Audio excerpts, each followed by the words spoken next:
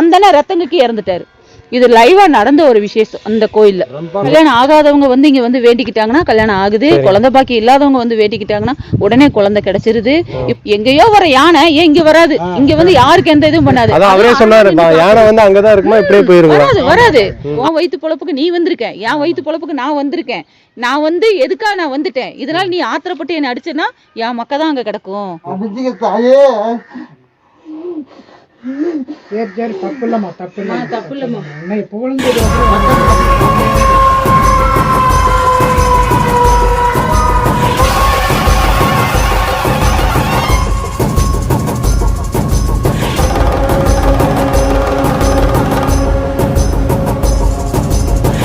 ஒரு சின்ன பிரச்சனையானப்ப வந்து ஃபேமிலிக்குள்ள தன்னோட மனைவி வந்து வேறொரு தகாத இது வச்சிருக்கிறான்ட்டு கணவன் வந்து இந்த அம்மனை வந்து 2 குழந்தைங்களையும் கூட்டிட்டு வந்து இங்க வச்சு இந்த மாதிரி என் ஒய்ஃப் வந்து இந்த மாதிரி தப்பு பண்ணி இன்னொருத்தங்கிட்ட போயிட்டா, நானும் போய் கெஞ்சி கூப்பிட்டு என் சொல்லி சேர்ந்து வாழ்ந்துடலாம், நான் மன்னிச்சுக்கிறேன் அப்படின்னு சொல்லி கேட்டும் கூட வரமாட்டேங்கிறா. நீ வந்து அவளுக்கு சரியான ஒரு பாடத்தை போட்டணும் அப்படின்னு சொல்லிட்டு அவங்க வந்து இங்க விழுந்துட்டாரு. அவர் வீடு வர்றதுக்குள்ள அந்த அம்மா ஆக்சிடென்ட்ல இறந்துட்டாங்க. சரியா? அப்போ அங்க வந்ததே சொல்றாரு, நான் அந்த மாதிரி அங்க போயிட்டு நான் வந்தேன், வந்து வீடு வர்றதுக்குள்ள இந்த மாதிரி ஆக்சிடென்ட்ல இறந்துருச்சு அப்படின்னு சொல்லுவாங்க. என்னன்னா இப்படி பண்ணிட்டீங்களேனா அப்படின்னு அவங்க அம்மா என்ன பண்ணிட்டாங்க, டக்குன்னு அவங்களும் இங்க வந்துட்டாங்க. முருகனோட சொல்றேன், முருகன் வேகமா அவங்க அம்மா என்ன பண்ணிட்டாங்க, அந்த என் பொண்ணு போஸ்ட்மார்ட்டம் பண்றதுக்குள்ள இவனுக்கு அந்த தண்டனை நீ கொடுக்கலனா நான் உன்னை வந்து கையெடுக்க மாட்டேன்ட்டு ரொம்ப கோரமா வந்து இங்க வந்து காசை வெட்டிட்டு அந்த அம்மா வீடு வர்றதுக்குள்ள அந்த ரத்தங்குக்கு இறந்துட்டாரு. இது லைவா நடந்த ஒரு விசேஷம் அந்த கோயில்ல.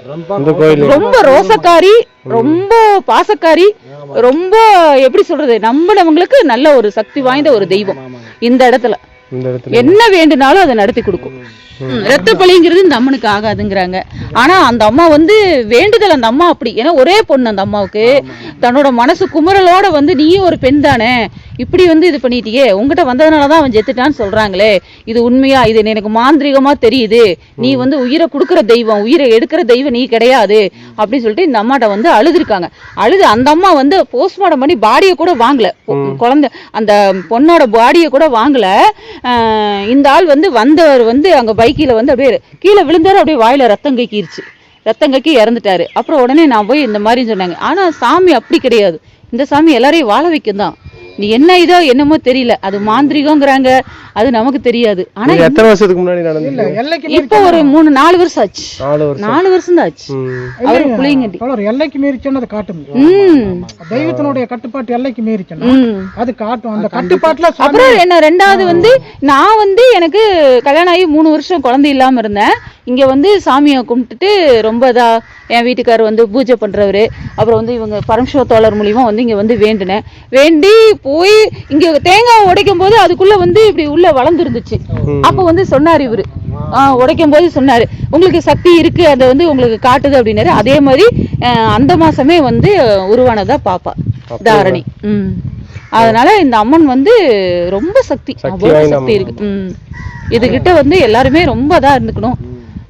இன்னும் சொல்ல போனோம்னா நிறைய ஷூட்டிங் கூட இங்க வந்து எடுத்தப்ப பாருங்க, இப்ப அவங்கதான் பார்க்க வந்தா திடீர்னு நீங்க வந்துட்டீங்க, நீங்க சொல்றீங்க. அதுதாங்க, அதான் கரெக்ட் தான். நீங்க எதுக்கு இந்த நேரத்துல வரணும்? கல்யாணம் ஆகாதவங்க இவங்களோட குலதெய்வம்ப்பா, இவங்களோட குலதெய்வம். அதனால கல்யாணம் ஆகாதவங்க வந்து இங்க வந்து வேண்டிக்கிட்டாங்கன்னா கல்யாணம் ஆகுது, குழந்தை பாக்கி இல்லாதவங்க வந்து வேண்டிக்கிட்டாங்கன்னா உடனே குழந்தை கிடைச்சிருது. இப்படி அடுக்கடுக்க அம்மனோட வந்து அம்மனை பத்தின சொல்லணும்னா நிறைய இருக்கு. நோய் நொடியே தீர்த்து வைக்குது. எங்கேயோ வர யானை ஏன் இங்க வராது, இங்க வந்து யாருக்கு எந்த இதுவும் பண்ணாது. அவரே சொன்னாரு, யானை வந்து அங்கதான் இருக்குமா, இப்படியே போயிருங்க. வராது. அதுக்கு ஒரு எல்லை, அந்த யானைக்கு இந்த பந்தக்காலம்மன் பதிங்கிறது வந்து அந்த அம்மன் கிட்ட போனா அதுவே அம்மனா வந்து காத்துட்டு இருக்குதாச்சு. அதனால யானையோ ஒரு சிறுத்தையோ ஏதோ ஒண்ணு இங்க வராது. இந்த மக்களை எந்த தொந்தரவும் பண்ணாது. கீழே உள்ள மக்களை வந்து எத்தனையோ பிரச்சனை பண்ணுது, வீட்டை வந்து அடிக்குது, என்னென்னமோ பண்ணுது. இந்த இடத்துக்கு இந்த எல்லைக்குள்ள மட்டும் இந்த அம்மன் கிட்ட வரவே வராது. அது பாறையிலே உருவாகி பந்தலா வந்திருக்கும் பாருங்க, அது நல்லா பாருங்க. பாறையிலே உருவாகி பந்தலா அதோட அரணை அதை காத்து நிக்குது. இந்த கோயிலுக்கு எப்ப டெய்லியும் பூஜை பண்ணுவீங்களா? பண்ணுவாங்க. வெள்ளி செவ்வாய் வருஷத்துல ஒரு முறை. இனிமேல் இப்ப நோம்பி நடக்குங்க. நோம்பி நடக்குங்களா? இன்னைக்கு நான் சாயங்காலம் சாட்ட போறோம். அப்படிங்களா? ஆமா ஆமா, நோம்பி நடக்குங்க. அப்ப நம்ம பார்த்த கோயில் பார்த்தோம் இல்லைங்க, ஆமாங்க, அங்கிருந்து தீர்த்தம் இங்க வரும். கருப்புரா கோயில்ல இருந்து வரும். கருப்பராயன் கோயில் மாரியா தங்கம்னு இருக்குதுங்க. அங்க அது சின்னாத்து மேல இருந்து கொண்டு வருவாங்க, இங்க இருந்து தெய்வகுல காளியம்மன் கோயில இருந்து கொண்டு வருவாங்க, மேல கீழ்ப்புணாச்சியில இருந்து கொண்டு வருவாங்க. இப்படி ஒரு 7-8 கோயிலுக்கு தீர்த்தத்துக்கு நானும் கலந்துக்குவேன். எங்க எந்த ஃபங்க்ஷன் எல்லா செட்டில்மெண்ட்லயும் இவங்க ட்ரைபலோட செட்டில்மெண்ட்ல எல்லா இடங்கள்லயுமே நான் ஓடிடுவேன். ஏன்னா அது நம்மளை ஈர்த்துரும், தன்னை போல அதை ஈர்த்து. ஏன்னா அந்த நம்மளோட எப்படி சொல்றது, பொது ஜனங்கள் இருக்கிற ஒரு கோவிலுக்கும் இந்த மாதிரி காடு கரைகளுக்குள்ள இருக்கிற ஒரு கோவிலுக்கும் சக்தி அதிகமா இருக்கு. அதை நான் மனப்பூர்வமா நான் நம்புறேன். வீடு கட்டுறதுக்கெல்லாம் அப்ரூவ்ட் அவ்வளவு சீக்கிரம் வந்துருச்சு இல்லைங்களா? வீடு கட்டிட்டு இருக்காங்க பாருங்க. எங்களுக்கெல்லாம் நாங்களாம் 3-5-15 வருஷமா போராட்டம் என்னென்னமோ படிக்கிட்டு இருக்கோம். ஆனா இவங்களுக்கு உடனுக்குடனே வேலையாகுதுன்னா இல்ல அந்த அம்மனோட சக்தி தான். நம்ம என்ன நினைச்சு போனோம்ங்களா, யாரு அவன் நம்ம வந்து பேசுறதும் இருக்குதுங்க, உடனே நம்மளுக்கு எது தேவையோ எழுதி கொடுத்துட்றாங்க. கோர்ட்டு கேஸ் எந்த ஒரு இதா இருந்தாலும் அம்மன் மனசு வச்சா அதை தீர்த்து விட்டுரும். உண்மையா இருக்கணும், நேர்மையா இருக்கணும். அது ஒண்ணுதான் அம்மன் கிட்ட. எல்லாத்தையும் செஞ்சுட்டு வந்து என்னை காப்பாத்துனா காப்பாத்தாது. அதுக்கும் உண்மை நேர்மை. இந்த பக்கத்துக்கு தோட்ட கவர்னரு ஒரு பையன் பாவம் தனி பார்த்துட்டு இருந்தா அந்த வாழைக்காட்டுக்குள்ள. அவன் வேற ஒரு இது நினைச்சிட்டு வந்து அவங்க 2 பேரு தப்பான இதுல இருந்தது அவனுக்கு தெரியாது. அவன் வேலை பார்த்துட்டு இருக்கிறானுங்க. ஏன்டா நான் இருக்கிறது தெரியாம நீ வந்துட்டியா அப்படின்னு சொல்லிட்டு அந்த பையனை பிடிச்சி அடிச்சுங்க. நம்ம மதுரையில இருந்து அந்த எஸ்ஐயா பண்டாரா அவங்க கூட்டிட்டு வந்து அந்த கோயிலுக்கு அந்த பக்கம் அடிச்சிட்டு இருக்கிறாங்க. அந்த பக்கத்தால தோட்டத்துக்காரர் எல்லாம் சேர்ந்து ஒன்னும் போட்டு அடிக்கிறாங்க அந்த பையனை. அப்புறம் அவங்க ஐயனும் அவங்க அம்மா 2 பேரும் அங்க தண்ணிக்கு குடிக்கிறதுக்கு அங்கதான் போகணும். பையனை போய் இப்படி போட்டு அடிக்கிறாங்க அப்படின்னு சொல்லி அவங்க மாமன் கிட்டயே ஐயங்கிட்ட சொன்னா என்ன பண்றதுன்னு அவங்கள யோசனை பண்ணிட்டு அழுதுட்டு இருக்கிறாங்க. வேற ஒண்ணும் வேண்டாம், பத்தி கொண்டு வந்து சாமி கும்பிட்டு அதுக்கு முன்னால சரி நீங்க பதிக்கு நானும் பாறேன் போங்கன்னு சொல்லிட்டு எங்க கூடயும் தான் சொல்றாங்க. சரி வாங்க பார்த்துக்கலாம்னு சொல்லிட்டு நான் மின்னுக்கு சாப்பாட்டுக்கு வந்துட்டுனுங்க. அப்புறம் அந்த பொம்பளை 2 பேரும் பார்த்துட்டு அழுதுட்டு வந்து சொல்றாங்க. அப்புறம் என்னையும் வந்துட்டு அந்த 2 ஆளுக்கு வந்து பையனோட ஐயா சித்தப்பனும் அண்ணங்காரன் வந்து கேட்கறாங்க. அப்புறம் ஒன்றும் வேண்டாம், ஒரே 2 பத்தி மட்டும் எடுத்துட்டு வா, வந்து சாமி கும்பிட்டு போய் அப்புறமா அவங்க வருவாங்கன்னு பார்க்கலாம் அப்படின்னு சொல்லிட்டுங்க. அவங்க கிளம்பி வந்தவங்க பகுதியோடய திரும்பி போயிட்டாங்க. அது மட்டும் இல்ல, இந்த கன்னிமா சொல்லிட்டு புளியங்கண்டியில இருந்தாங்கல்லங்க, அவங்க அந்த கன்னிமா வந்து வாரம் இங்க வந்துரும். அந்த அம்மா வந்து ரொம்ப ஒரு சக்தி. அந்த அம்மாவோட குலதெய்வம் தான் இது. அந்த அம்மா ஒரு தடவை வந்து பணப்பள்ளத்துக்கிட்ட ஏதோ ஒரு இதுக்காக அந்த அம்மா அப்படி போயிருக்காங்க. சர்க்கார் பதியில உள்ள போகணுங்கிறதுக்காக பணப்பள்ளத்துக்கிட்ட போயிருக்காங்க. அப்போ ஒரு யானை வந்துருச்சு. அது நல்ல ஜீவன், நல்ல ஒரு கொம்பன், தன்னிச்சையா அது வந்துருச்சு. இந்த அம்மா வந்து எனக்கு என்ன செய்யறதுன்னு எனக்கு தெரியாது, உன் வயிற்று பொழப்புக்கு நீ வந்திருக்க, என் வயிற்று பொழப்புக்கு நான் வந்திருக்கேன், நான் வந்து எதுக்காக நான் வந்துட்டேன், இதனால நீ ஆத்திரப்பட்டு என்னை அடிச்சேன்னா என் மக்கள் தான் அங்க கிடக்கும், நீ தான் காப்பாத்தணும், பந்தக்காலாத்தா அப்படின்னு சொல்லிட்டு கீழே அப்படியே படுத்துட்டாங்களாம். அந்த யானை அப்படியே வந்து அந்த அம்மா முதுகுல இப்படி 3 தட்டு இப்படி தும்பங்கையில 3 தட்டிட்டு அழகா பின்னாடி போயிடுச்சான். அப்போ உடனே அம்மா பந்தக்காலம்மா உனக்கு நன்றிமான்னு எந்திரிச்சு அவ்வளோ சத்தம் போட்டு அந்த அம்மா கத்தி சொல்லிட்டு வந்து ஊருக்குள்ள எல்லாத்துக்கிட்டையும் சொல்லி சொன்னாங்க. அப்படி காக்குற தெய்வம் இது. அந்த நேரத்துல கையெல்லாம் பொருளரிக்குது. ஏதாவது ஒரு பிரச்சனையை கூட எனக்கு இதை தீர்த்து வை அப்படின்னு சொல்லிட்டு காசை வெட்டி அங்க போட்டா அந்த பிரச்சனை அதை தீர்ந்து வச்சிடும். அப்புறம் இன்னொரு அதிசயம் என்னன்னு கேட்டீங்கன்னா, கிட்டத்தட்ட 70-80 எல்லாம் இந்த மாதிரி டயத்துல வந்து பாத்தீங்கன்னா இந்த ஏப்ரல் மே மாசம் மழையே வராது. அப்ப என்னன்னா அதுக்கு 2 ஊர் ஒன்னா கூடுவாங்க, கோட்டூர் ஒண்ணு பங்காளி வருவாங்க. அப்ப 2 ஊர் ஒன்னா கூடிங்க ஆளுகள் எல்லாம் சேர்த்து எல்லாம் விவசாய பூர்த்தி நடக்குங்க. இந்த பாறையில தான் போடுவாங்க, இடையெல்லாம் கிடையாது. வண்டாலும் கலக்கி விவசாயம் பண்ணி அந்த வர்ற ஜனத்துகளுக்கு 6 வேணாலும் வரல அத்தனை ஜனத்துகளுக்குமே இந்த பாறையில கரை வச்சு வரிசையை கரை வச்சு நம்ம சாப்பாடு பந்தி நடக்குது இல்லைங்க, அந்த மாதிரி விவசாயம் தான் போடுவாங்க. பாறையில தான் நம்ம வலிச்சு சாப்பிடுவோம். அந்த பாறையில வலிச்சு சாப்பிட்டு முடியறதுக்குள்ளேயே மழை வந்துருக்குங்க. இதை கூட சுத்தமா இருக்குங்க. என்னங்க இதை கூட சுத்தமா இருக்கும். அந்த நம்ம புல்ல சாப்பிட்டு முடியறதுக்குள்ளேயே எங்கிருந்து இடி மின்னல் வரும்னே சொல்ல முடியும், மழை வந்துரும், தாட்டி எடுக்க முடியும். இப்ப அந்த இது பண்ணிட்டு இருக்கீங்களா? இப்போ அவங்க எல்லாம் வர்றது இல்லைங்க, அவங்க எல்லாம் யாரும் வர்றது இல்லைங்க. அதுக்கு பதிலா இவங்க நீதி நேர்மைக்கு தானுங்க, நல்ல மனுஷார சுத்தம் இருந்து நம்ம. நீங்க அவர் சொன்ன மாதிரி உங்க ஊர்க்காரங்க எல்லாம் சாப்பாடு போட்டு இங்க வழி வருவீங்களா? எப்ப பண்ணுவீங்க அது? இனிமேல் தானே இன்னைக்கு கூட்டம் போடுவாங்க, நீங்க பேசுவாங்க ஃபங்க்ஷன் எப்ப எப்படி வைக்கிறது என்னங்கிற டீடைல் எல்லாம் பேசிட்டு அடுத்த திங்கக்கிழமை செவ்வாய்க்கிழமை சாட்டுவாங்க. அதுக்கு அடுத்த செவ்வாய்க்கிழமை தீர்த்தம்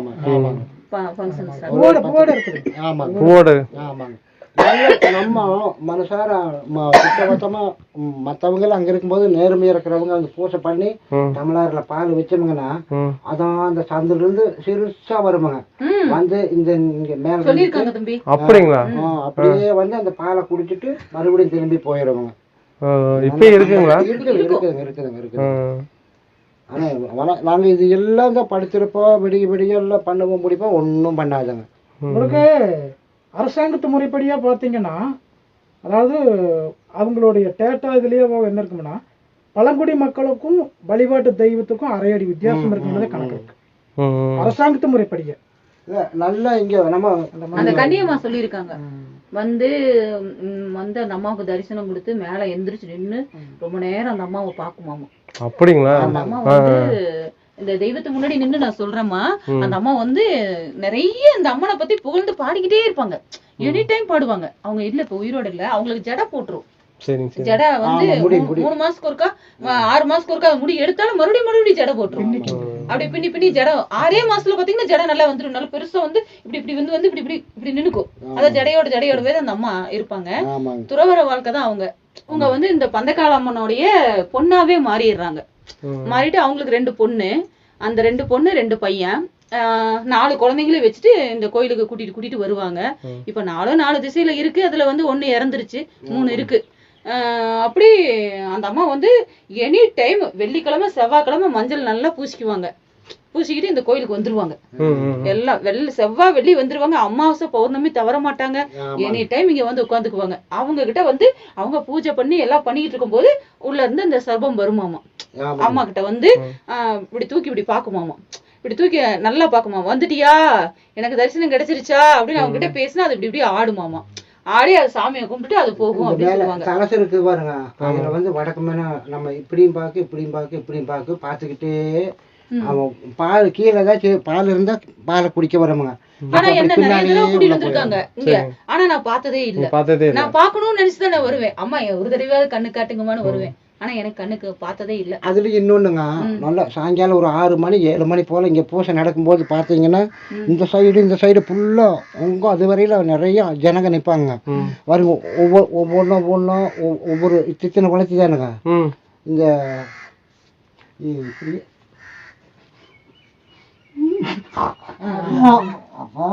மதிச்சுக்க தாயே. சரி தப்பு இல்லம்மா. புகழ்ந்து பேசுற சொல்லி காட்டக்கூடாது. அது உண்மைதான். சரி விடுங்க. சரிம்மா மன்னிச்சுக்கமா. உங்களுடைய குழந்தைகள் உங்களுடைய வழிபாட்டுக்காரர் நீங்க நிச்சயமா இதுல ஒண்ணு அம்மனோட புகழத்தான நம்ம எடுத்து வைக்கிறோம். அம்மனை பத்தி தவறான இது நம்ம உங்களுடைய வாக்குகளும் இன்னொரு விஷயம், அம்மன்ங்கிறத ஊர் மக்களே நல்லா இருக்கணும் தான் இன்னைக்கு இருக்கிற காலகட்டத்தில் அம்மனுடைய புகழ் எப்படிங்கிறக்கோசரம் தான் அந்த மீடியாக்காரரும் கூட வந்து இருக்கிறாங்க. அவங்களுக்கு ஒரு நல்ல முறை ஒரு செல்வாக்கை கொடுத்து உன்னுடைய புகழ் இருந்திருந்து மேலோங்கி காட்டணுங்கிற மாதிரி தாய் நான் காலடிக்கு வந்தது. எல்லா குழந்தைகளும் உன்னோட குழந்தைகளா நினைச்சு நீ எங்களுக்கு நல்ல முறை வழிகாட்டு. கோயிலுக்கு எப்படி வரணும்னு சொல்லுங்க. பொள்ளாச்சியில் வந்து 3:50 எடுக்குதுங்க. சரிங்க. அங்க எடுத்துட்டு இங்க 4:50 இங்க வந்துருதுங்க. சரிங்க. காலையில் நேரம். இல்ல பொள்ளாச்சில இருந்து எத்தனை நம்பர் பஸ்ஸுங்க? 10:29. 10:10 நம்பர் 29. ஆமா, 2 ஒரே போர்டு தானுங்க. சரிங்க. அது வந்து காலையில வந்து 7:50 இங்க வருதுங்க. 8 மணிக்கு திரும்பி கீழே போயிருதுங்க. என்னன்னு சொல்லி டிக்கெட் எடுக்கணுங்க? பந்தக்காலம்மன் கோயில் பதின்னு சொன்னா இங்கேயே கொண்டு வந்து பந்தக்காலம்மன் கோயில் பதி. ஆமா சொன்னா போதுங்க. இங்கேயே கொண்டாந்து இங்கே பஸ்ஸே திரும்புங்க. சரி, இதை கடைசி ஸ்டாப்புங்களா? ஆமாங்க. அப்புறம் அடுத்து எடுத்துக்கிட்டு இப்படி போய் தேங்காய் பாறை போய் பொன்னலாமன் தூர போய் அங்கே ஆளுகளை ஏற்றிக்கிட்டு அப்புறம் பொள்ளாச்சி போகுங்க. அப்படி பொள்ளாச்சி போகுங்க. ஆமாம். வண்டியில் வரவங்க காரில் வரவங்கன்னா ஆலியார் வந்து வரலாம். இல்லை, ஆலியார் வந்தால் சுற்றுங்க. இப்படி கோட்டூர் நேராக வரலாம். கோட்டூர் வழியாக வந்து வரலாம். ஆமாங்க. நேராக பொள்ளாச்சி வந்து சுங்கம் வந்து சுங்கத்திலிருந்து சங்கம்பாளையம் வந்து சங்கம்பாளையத்துலேருந்து கோட்டூர் வந்துங்க. கோட்டூர் வந்து அப்படி போனால் ஆலியார் போயிடுவாங்க.